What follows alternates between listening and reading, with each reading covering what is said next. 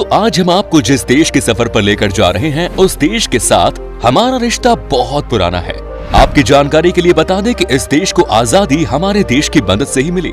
एक ऐसा देश जिसे हम कंट्री ऑफ रिवर्स के नाम से भी जानते हैं, जहां पर 700 से भी ज्यादा नदियां बहती हैं। जैसे हमारे देश में मछली को पसंद करते हैं, वैसे ही इस देश में भी कोई मछली खाए बगैर रह ही नहीं सकता।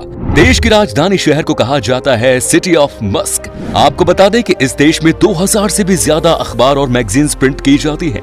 देश की स्ट्रीट फूड सबसे लाजवाब है। दोस्तों, आज हम सबसे जुनून वाले देश बांग्लादेश के बारे में कुछ रोचक जानकारी देने जा रहे हैं। तो फिर देर किस बात की, अपना सीट बेल्ट बांध लीजिए अच्छे से और निकलते हैं बांग्लादेश की एक शानदार सफर पर।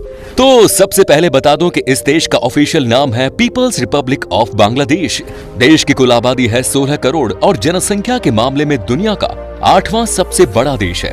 पॉपुलेशन डेंसिटी के मामले में 1265 लोग यहां आपको पर स्क्वायर किलोमीटर में दिख जाएंगे। यहां की कुल आबादी की 40% हिस्सा शहर में रहता है और बाकी के 60% आज भी गांव में ही बसे हुए हैं। देश के 90% लोग इस्लाम धर्म को मानने वाले हैं और बाकी के 9% हिंदू तो 1% अलग धर्म के हैं।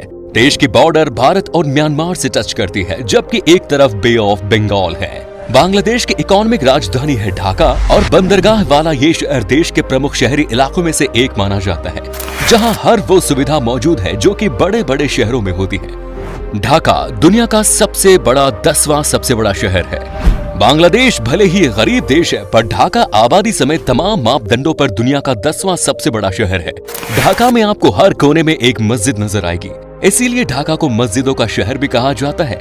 यहाँ के कई मस्जिद तो इतने खूबसूरत है कि मानो इसे देखकर आपका मन खुश हो जाएगा। बांग्लादेश दुनिया का एकमात्र देश है जिसने अपनी भाषा बचाने के लिए कई सालों तक लड़ाई लड़ी। पहले बांग्लादेश को ईस्ट पाकिस्तान के नाम से जाना जाता था, लेकिन यहाँ के लोग बांग्ला बोलते थे और पाकिस्तान की नेशनल लैंग्वेज थी उर्दू। ईस्ट पाकिस्तान में भी इसे जबरदस्ती थोप दिया गया, जो कि यहाँ के लोग मानने को तैयार नहीं थे। इसी चक्कर में कई सालों तक लड़ाई चलती और अंत में 1971 में भारत की मदद से बांग्लादेश को आजाद करा दिया गया। हालांकि ये बात अलग है कि इस देश के लोगों को लगता है कि भारत की मदद को भूल चूक है, क्योंकि आजकल इस देश का नजदीकी रिश्ता चीन से ज्यादा हो गया है। बांग्लादेश के इनकम सोर्स की बात करें तो ये है खेती। चावल का बांग्लादेश में बड़ा कारोबार है और ये देश चावल का बहुत बड़ा एक्सपोर्टर है। देश की लगभग 67% भाग जमीन यहाँ के एग्रीकल्चर के लिए इस्तेमाल किया जाता है। इसके अलावा दुनिया में जितने भी बड़ी गारमेंट्स कंपनीज हैं, उनका प्रोडक्शन बांग्लादेश में ही होता है। दुनिया की टोटल गारमेंट इंडस्ट्री का 60% प्रोडक्शन इस देश में ही होता है। साथ ही पूरी दुनिया में इस्तेमाल होने वाली टोटल चाय का 3% हिस्सा बांग्लादेश उत्पादन करता है। यहाँ तकरीबन 50 लाख लोग चाय के प्रोडक्शन प्रोसेस से जुड़े हुए हैं और अपना घर परिवार चला रहे हैं। बांग्लादेश में लड़कियों की लाइफ काफी मुश्किल होती है। नाइजीरिया के बाद बाल विवाह के मामले में बांग्लादेश दूसरे नंबर पर आता है। यहाँ के कानून के मुताबिक 18 साल से पहले शादी करना लीगल है, लेकिन यूनिसेफ द्वारा करवाए गए सर्वेक्षण में ये बात सामने आई कि करीब 74% बांग्लादेशी महिलाओं की शादी 18 साल से पहले ही कर दी जाती है। इतना ही नहीं, ऐसे कई मामले भी सामने आते हैं जिनमें पैसों के लिए बच्चियों की शादी बुजुर्गों से करवा दी जाती है। एक समय ऐसा भी था जब यहाँ की महिलाओं का सुंदर होना खतरों से कम नहीं था। यहाँ पर आज से कई साल पहले बहुत गरीबी थी और ऐसे में यहाँ के पैसे वाले और रसूखदार लोग महिलाओं को अपने साथ ही रखते थे। एक मर्द कई शादियां करता था सिर्फ और सिर्फ मौज करने के लिए। ऐसी थी इस देश की औरतों की हालत। बांग्लादेश के लोगों के बीच में क्रिकेट का अलग ही जुनून है। क्रिकेट इस देश में हर इंसान के दिल में बसता है। बांग्लादेश की क्रिकेट टीम ने अपने शानदार प्रदर्शन से बहुत कम समय में ही इंटरनेशनल लेवल पर अपनी छाप छोड़ी है। आज तो ये टीम बड़े बड़े देशों को उनके घर में जाकर हराती है। हमारे यहाँ IPL में भी बांग्लादेश के खिलाड़ियों का बोलबाला रहता है। जैसे हमारे लिए सुबह की चाय से दिन की शुरुआत होती है, वैसे ही यहाँ बांग्लादेश में लोगों को अखबार पढ़ने से होती है। अखबार पढ़ना बहुत पसंद है यहाँ के लोगों को, तभी तो कहा जाता है कि 2000 से भी ज्यादा अखबार और मैगजीन्स छपी जाती है यहाँ पर। आपने जरूर बांग्लादेश के झंडे को देखा होगा। झंडे में आपको 2 कलर नजर आ रहे होंगे, लाल और हरा। हरे रंग का मतलब है खुशहाली और लाल रंग का मतलब है बलिदान, जो बलिदान इस देश की आजादी के लिए यहाँ के लोगों ने दी थी। भारत और बांग्लादेश का सुंदरबन दुनिया का सबसे बड़ा सदाबहार वन है। सुंदरबन का 40% हिस्सा भारत में है तो 60% हिस्सा बांग्लादेश में। सुंदरबन को यूनेस्को वर्ल्ड हेरिटेज साइट्स में शामिल किया गया है। जो सुंदरी के पेड़ों के नाम पर रखा गया है। सुंदरबन बंगाल की शान रॉयल बंगाल टाइगर का घर है। बांग्लादेश की एक बात जो आपको चौंका सकती है वो ये कि यहाँ के लोग मुस्कुराने को गलत मानते हैं। यहाँ आपको देखकर हंसने वाला कोई नहीं मिलेगा। इस देश में जो लोग भी स्माइल पास करते हैं वो ना समझ होते हैं। यहाँ के लोगों की माने तो मुस्कुराना इमेच्योरिटी की निशानी है। बांग्लादेश को कंट्री ऑफ रिवर्स भी कहते हैं क्योंकि इस छोटे से देश में 700 से ज्यादा नदियां बहती हैं। एशिया की 3 सबसे बड़ी नदियां गंगा, मेघना और ब्रह्मपुत्र, ये तीनों ही बांग्लादेश से बहती हैं। हालांकि इन नदियों के फायदे भी हैं तो नुकसान भी बड़ा है। इन नदियों के कारण बांग्लादेश में हर साल भयानक बाढ़ आती है जो यहाँ की अर्थव्यवस्था को हिला कर रख देती है। दोस्तों, बाढ़ से एक बात जो याद आई वो ये कि बांग्लादेश में आपको बाढ़ के समय एक अनोखी चीज दिखती है और ये है बोट स्कूल। जैसा कि आपसे पहले भी कहा गया था कि बाढ़ की वजह से यहाँ का सब कुछ तबाह हो जाता है, लेकिन बच्चों का पढ़ाई में कोई नुकसान न हो, इसीलिए देश में बोट स्कूल का कॉन्सेप्ट शुरू किया गया है और ये बहुत ही बड़ी सफलता भी है। ज्यादातर देशों में हम कहते हैं कि 4 सीजन्स होते हैं, लेकिन आपको बता दूं कि बांग्लादेश में 6 सीजन्स होते हैं। समर, ऑटमन, विंटर और स्प्रिंग के अलावा ये 2 और हैं, रेनी और कूल सीजन। एक बात जो आपको बांग्लादेश की बिल्कुल भी अच्छी नहीं लगेगी वो ये कि यहाँ पर गंदगी बहुत ज्यादा देखने को मिलेगी। यहाँ पर आपको शायद सबसे ज्यादा इसी चीज से परेशानी हो सकती है। कई साल हो गए हैं लेकिन चीजें ये अब तक नहीं बदली।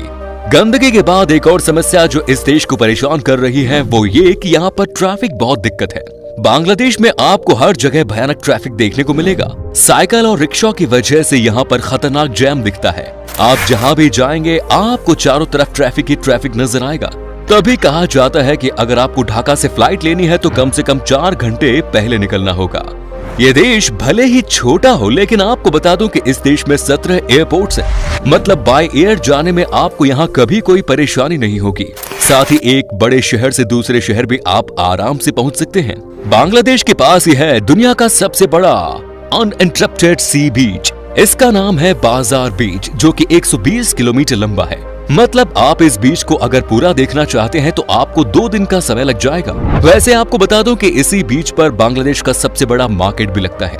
दोस्तों, भारत का पड़ोसी देश बांग्लादेश सैलानियों के काफी पसंदीदा और खास जगह है। प्रकृति की हरियाली से भरे इस देश में देखने लायक कई खास जगह हैं। सैलानियों को यहाँ ऐतिहासिक स्मारक, समुद्र तट, पिकनिक स्पॉट, जंगल और आदिवासी लोग देखने को मिलते हैं। साथ ही मछली पकड़ने के शौकीन पर्यटकों को ये मौका भी मिलता है। दोस्तों, अब हम आपको बताते हैं बांग्लादेश में वो कौन कौन सी जगह हैं जहां पर कि आप छुट्टी मनाने के लिए जा सकते हैं। Number 1 is Dhaka. दोस्तों, बांग्लादेश की राजधानी ढाका पर्यटकों को अपनी ओर आकर्षित करती है। ये बूढ़ी गंगा नदी के तट पर स्थित देश का सबसे बड़ा शहर है। इस जगह पर river craft, country boats, paddle streamers और फिशरमैन्स बोट्स की गतिविधियों से भीड़ भाड़ रहती है। यहाँ पुराने और नए वास्तुशिल्प का मिला जुला रूप देखने को मिलता है। आपको बता दें कि ये शहर एक आधुनिक शहर के रूप में तेजी से डेवलप हो रहा है।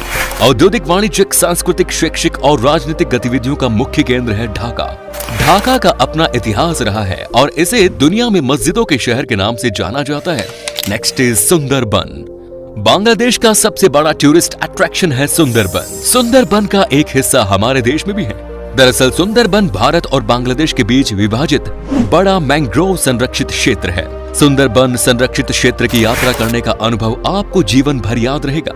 ये क्षेत्र यूनेस्को द्वारा घोषित विश्व धरोहर स्थलों में से एक है। आपको बता दें कि ये बंगाल टाइगर का गढ़ है। रॉयल बंगाल टाइगर यहाँ का नेशनल एनिमल है और ये इस देश की पहचान भी है। साथ ही सुंदरबन काफी जहरीले सांपों का भी घर है। Next is Chittagong. बांग्लादेश का एक और सबसे बड़ा शहर चिटगांव भी बहुत खूबसूरत है। यहाँ के पहाड़, घने जंगल और बड़े बड़े झील आपके दिल को जीत लेंगे। यहाँ की खूबसूरती के बारे में कहा जाता है कि जो भी एक बार चटगांव आता है वो बार बार आने की चाहत रखता है। आपको बता दें कि ये बांग्लादेश का दूसरा सबसे बड़ा शहर है और इसे गेटवे ऑफ बांग्लादेश भी कहा जाता है क्योंकि यहाँ पर बड़ा सा पोर्ट भी है। साथ ही दोस्तों, चटगांव का मौसम बहुत सुहावना होता है। यहाँ लगभग हमेशा ही बारिश होती है। नेक्स्ट इज कुआकट्टा सी बीच। बांग्लादेश का सबसे खूबसूरत समुद्री तटों में से एक है ये जगह। यहाँ के बारे में कहा जाता है कि अगर आपको सनराइज या सनसेट देखनी है तो इस जगह को कभी मिस न करें। साथ ही अगर आपको सी फूड से प्यार है तो इस बीच पर आपको एक से बढ़कर एक तरह के सी फूड खाने को मिल जाएगा। अच्छी बात है कि इस बीच पर आपको गंदगी नामक चीज कहीं नहीं मिलेगी। चलिए अब आपको बताते हैं कि क्या है यहाँ का वीजा प्रोसेस और बांग्लादेश में घूमने के लिए आपको कितने पैसे खर्च करने पड़ेंगे। आपको बता दें कि आपके पास अगर सारे डॉक्यूमेंट्स मौजूद है तो आपको वीजा सिर्फ 7 दिन के अंदर ही मिल जाएगा। चूंकि बांग्लादेश बहुत सस्ता है, इसीलिए यहाँ घूमने के लिए 6-7 दिन में लगभग 55,000 रुपए खर्च करने होंगे। दोस्तों, बांग्लादेश की करेंसी है बांग्लादेशी टका, जिसकी वैल्यू है सिर्फ 0.87 भारतीय रुपए के बराबर। तो ये था बांग्लादेश। कैसा लगा हमें बताइए कमेंट्स में। क्या कभी आपने विजिट की है इस देश की, और अगर की है तो आपका एक्सपीरियंस कैसा रहा हमारे साथ शेयर जरूर करें। उम्मीद है आपको हमारा ये एपिसोड पसंद आया होगा।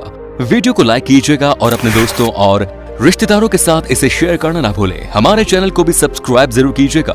वीडियो को अंत तक देखने के लिए सभी का शुक्रिया। फिर मुलाकात होगी नई वीडियो के साथ। धन्यवाद।